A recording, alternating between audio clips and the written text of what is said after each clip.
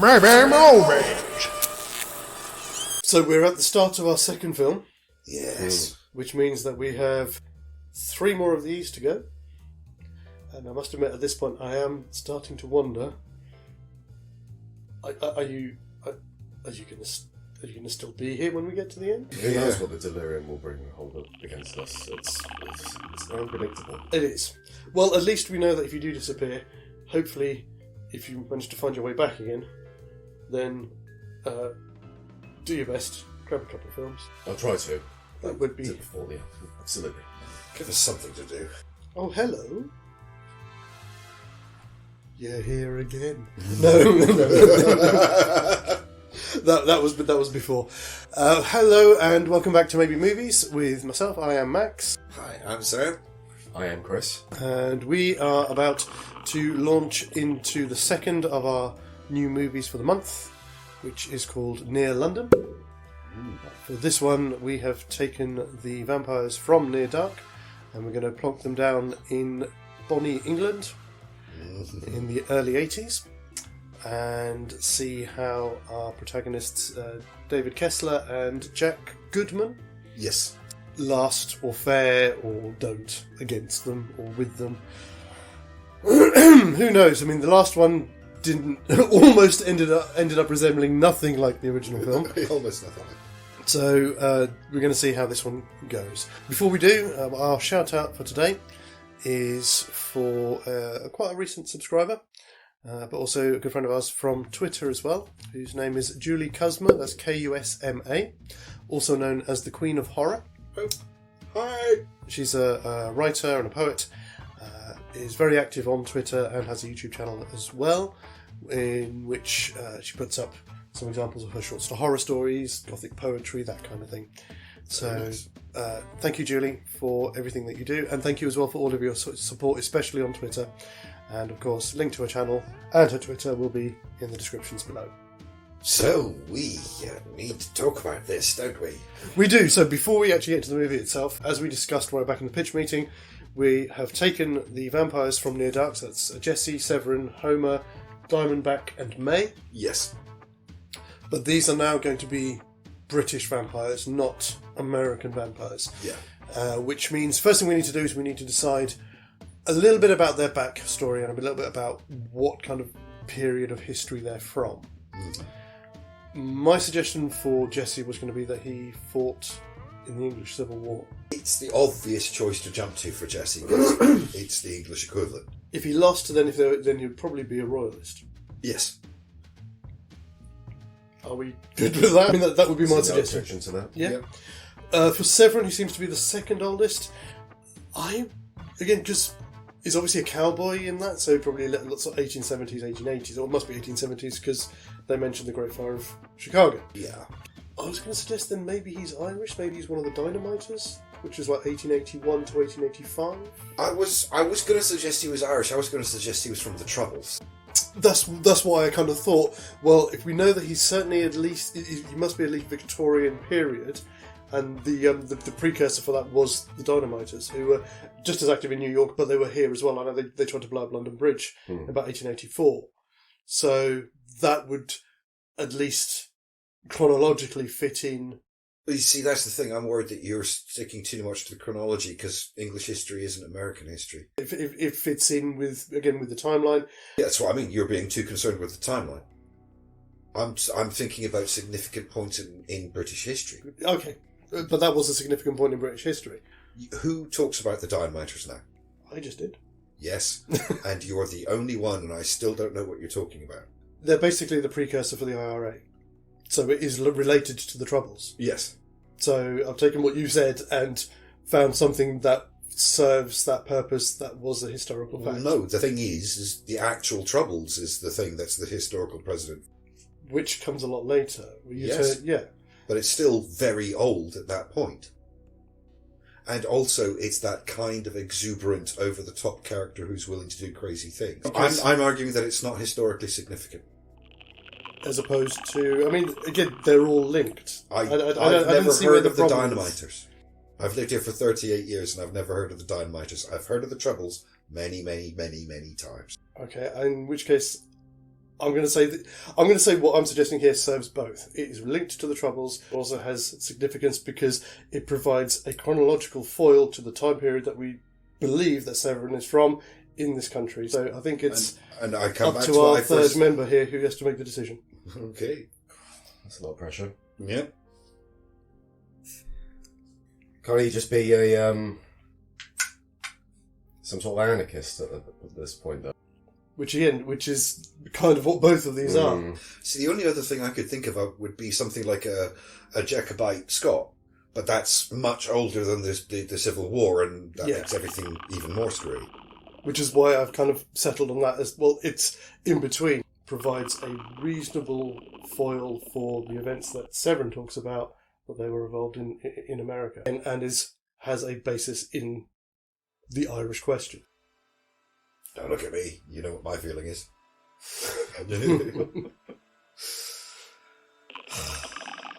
Tough one. Yeah. Let's let the audience think. We can come back to it and we can sort of settle it next time. Let's go back to it because we're still not gone forward in the story Okay, yet. all We're right. stuck on this thing. Okay. And hopefully as we go on, it might then answer a bit more to Okay. lean one side. Fair enough. For Homer, I was going to suggest something like a street urchin, so Victorian period, one of Fagin's boys. I'm trying to think. Yeah. That would make perfect sense. Yeah, tried to pick one of their pockets. They liked his moxie and turned him. Mm-hmm. See, for Diamondback, that was the one I struggled with the most, the nearest, because she's clearly 20th century.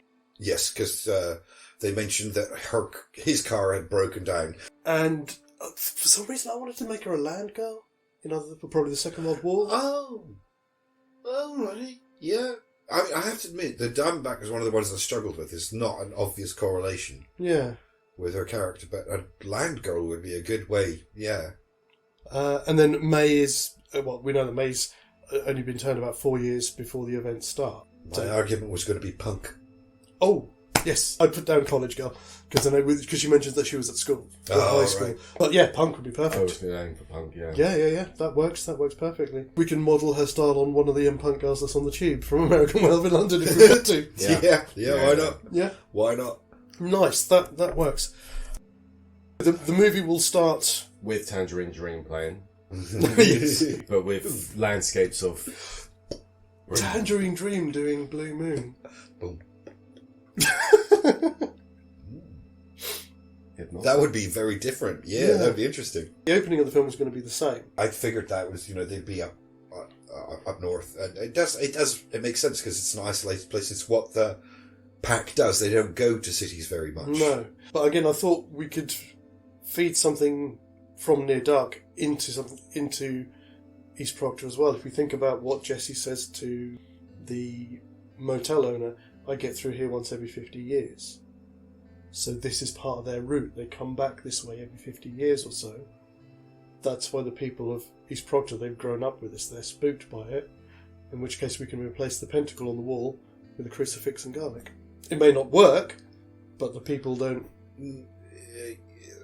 Yeah, no, because that's their whole thing is making sure that nobody knows about them. You want to keep the people of East Proctor as being a factor in the story as they are in American Werewolf in London. I don't see them as being a factor at all, apart from being in the opening scene. Okay. Because they're a travelling pack. They're not going to stay anywhere near Yorkshire. There's that nice little nod in Near Dark to the fact that he occasionally comes back to the same place where he stays. It's a long enough turnaround that most of the people will not still be there when he comes back again. You're suggesting this is a community in fear, so much so that they're putting a crucifix on their walls. That means they know there are vampires. Which is no different to them knowing that there's werewolves. Again, there's a correlation there. The whole point of the pack is it's making sure that nobody knows. Which is true, but he says himself he comes back through here once every 50 years or so. So they do he seems to suggest occasionally they will come back to the same place. Is it the same concept, though, that they're going to go into a pub, so to speak, which is late to that scene, and they have the crucifix? But the thing is, if they walk in and see that, they would freak out or give something away, wouldn't they? If we want to keep them in there as a factor in there, then there'll be a reason for that to be there. If, as you say, you'd rather that they weren't a factor and it's just somewhere where they happen to be, then no, we don't need to worry about it. Yeah, I mean, because that's the whole thing. Like, even the dude at the motel, it's not like he's afraid. He's a It's an extra step beyond what's noted in Near Dark. That's fine. I mean, again, it just made sense that we have a community who live in fear because they know there is something supernatural around them. And you could travel around it at some point. With the length of time they've been travelling, it's entirely possible that they will turn back up in the same place again. Yes. So it's entirely possible that they have been here before. It's remote enough. What is this adding to our story? I'm just trying to feed into the tropes that we already know are in American Werewolf in London. What is it adding to the story? It's simply translating what we know of the mythos and the lore that is in American Werewolf in London, but applying it to our new antagonists. If we choose to do so, we don't have to. Well, that's what I'm saying. I'm asking, what is it going to give our story that's worth having it in there for? It would give the motivation to the people the same motivation that they would have if somebody questions it. You need to go. You need to leave. But again, if we don't want it in there, it doesn't have to be in there. I don't understand where. Are they all going to be British vampires then? They are a pack of vampires who are touring the country and trying to remain as inconspicuous as possible. Mm. But they've walked. At the start of the story that they walk into a trap already. I was going to say, like, I always imagined it that they all go into if it's in the 80s, it doesn't have to be a pub. It could actually be some sort of more modernised pub, if anything. But could it not be as in your face like a crucifix? It could actually be something a bit more obscure, subtle. I was going to say, like something more subtle, but that's indicative of vampire lore. Then you would go for something like a fishing net, which is an old Eastern European superstition. Which is where the idea of the count comes from, that vampires have to stop and count. But that's, again, too obscure. And it's very much, that's a Slovenian or Slovakian. Right.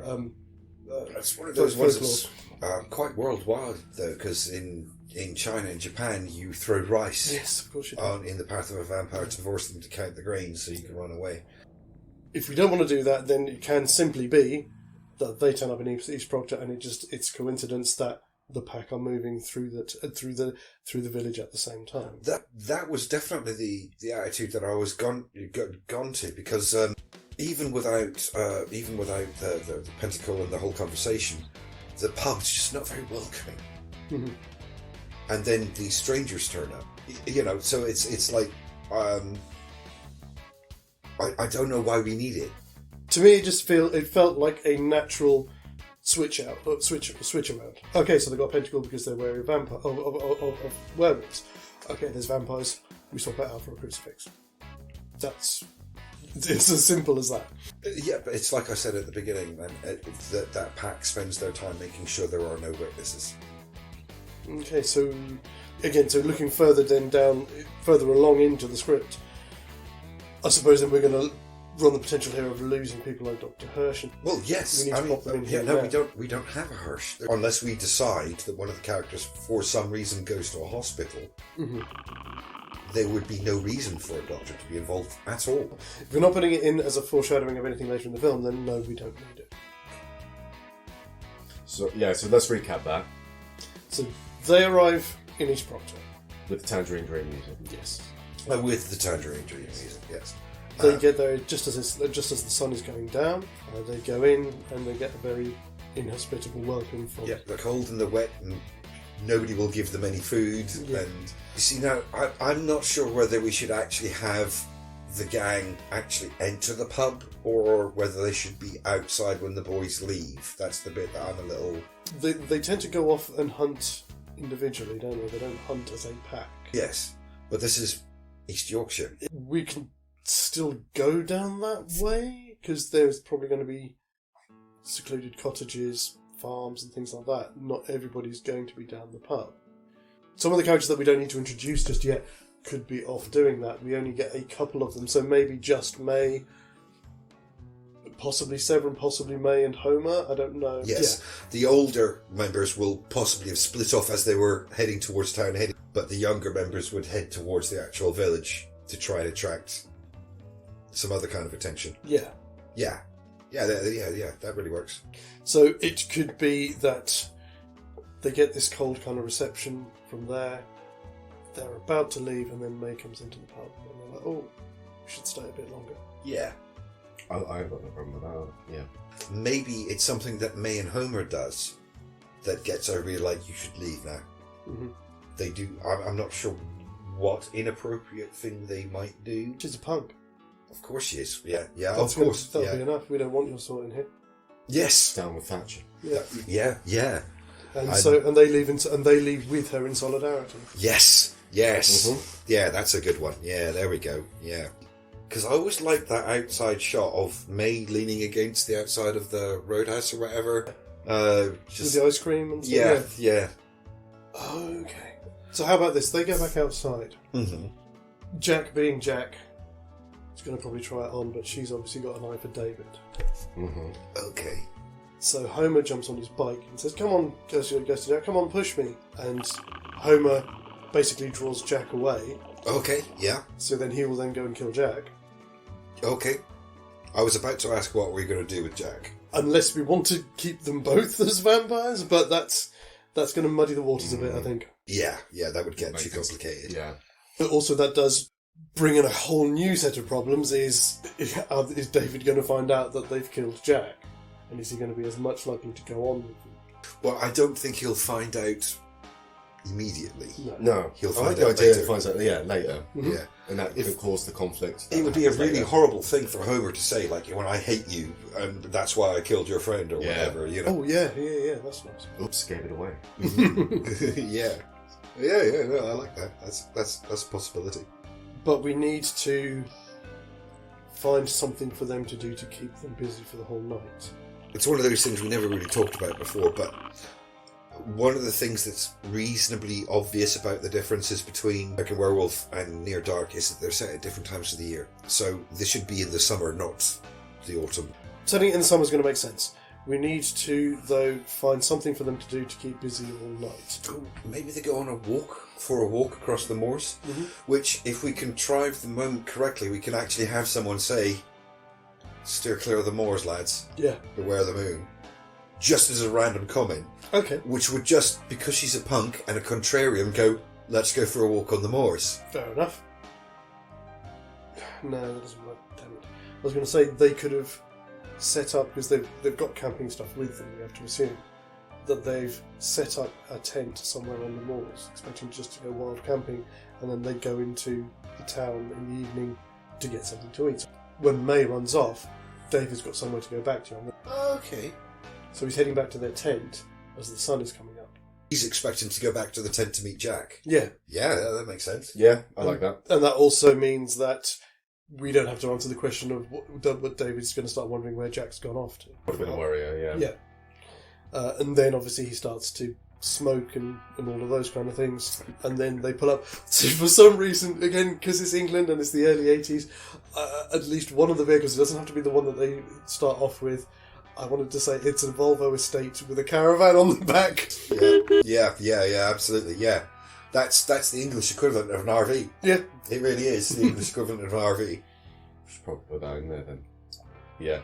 And then we get that little montage of where they sort of try and get somewhere remote out of the way that they can pull up and sleep it off. You know what, even just to like slightly foreshadow a bit, like they're walking on the moors and May realises that the sun is starting to come up and she starts to run away. And she's running up the moor onto the hill, and on the top of the hill you can see the little caravan parked on the peak. Yeah. And of course he tries to chase her, and screw it, I'm going back to my tent. We're not too far then, really, from the end of the Act 1, because that's when you try to get the bus back, doesn't it? After they grab him, it's that next night when they go out to hunt. He goes and tries to run away. So we'll have to say then what, that they're heading south, because obviously we're looking at ending it up near London. So where's... is Northampton too No, far? it's too far south. Nottingham? Nottingham would be Nottingham right. way, maybe? Nottingham in the 80s. Yeah, it was pretty hardcore. Yeah. So that they get to Nottingham and he goes to try and get a bus back to anywhere near where he was to. He needs to go and find out what's happened to Jack. And then he has the fun of trying to find out how you get a bus to East Proctor. Yeah. But he's bitten at this point, isn't he? He is bitten at this point. So and he's now getting sick. He's actually getting sick from it, isn't he? Yeah. Profusely sweaty. Oh, yeah. So are we going to keep then that would there be just a random plainclothes cop in the bus station? Just have a security guard, couldn't you? Yeah, just transport police, I suppose, would be... Or just a bus driver. It's like, what are you doing here? Yeah. It's late as well, isn't it?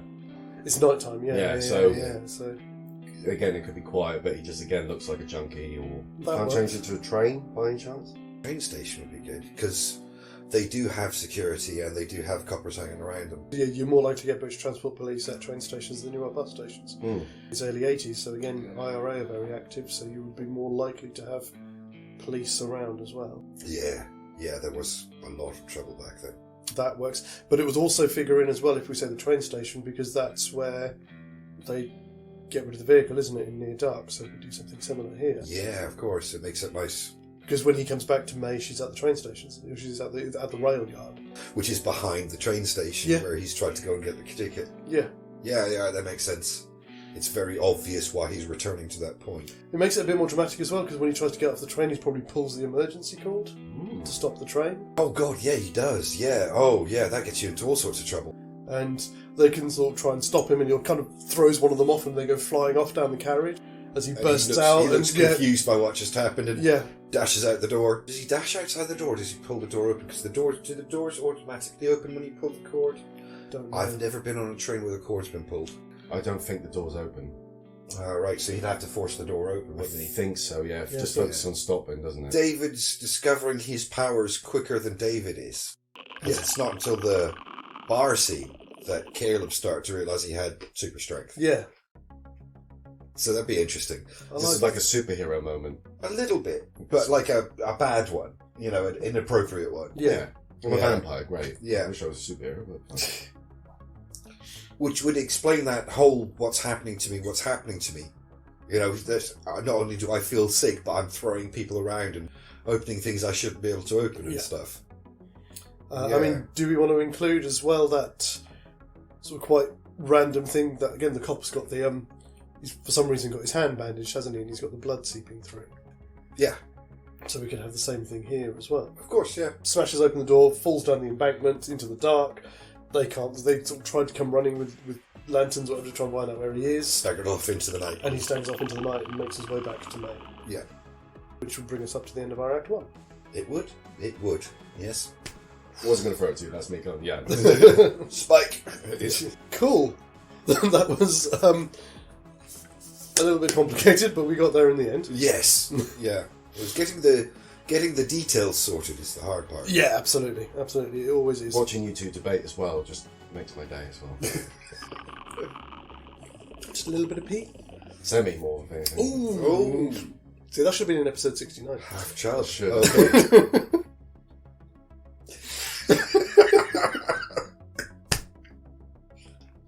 We are actually normal members of society the rest of the time.